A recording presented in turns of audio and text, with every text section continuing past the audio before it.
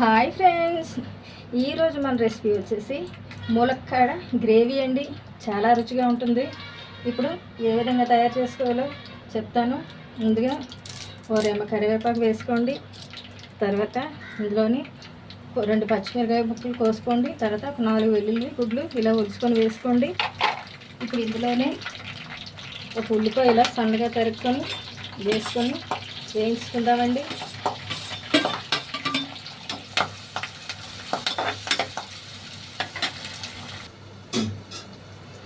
చూడండి ఫ్రెండ్స్, ఉల్లిపాయలు ఈ విధంగా కాస్త వేగాక ఇప్పుడు ఇందులో ఒక 2 టమాటాలు ఇలా కట్ చేసుకొని వేసుకుంటామండి. ఇప్పుడు వీటిని కూడా ఒక 5 నిమిషాల పాటు మూత పెట్టి తీసుకు మగ్గించుకుందామండి.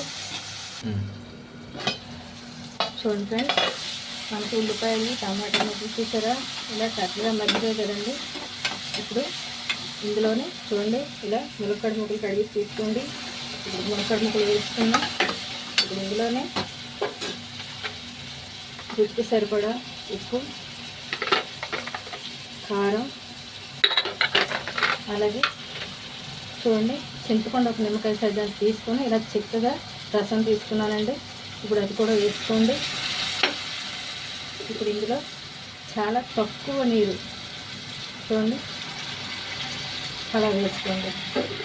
ఇప్పుడు శుభ్రంగా ఒకసారి చక్కగా ఒకసారి కలిపేసుకొని ఒక 10 నిమిషాల పాటు మూత పెట్టుకొని ఉడికించుకుందామండి. చూడండి ఫ్రెండ్స్, 10 నిమిషాల తర్వాత చూడండి కూర మనకు దగ్గరగా అయిపోయిందండి. కూర కూడా ఉడికిపోయిందండి.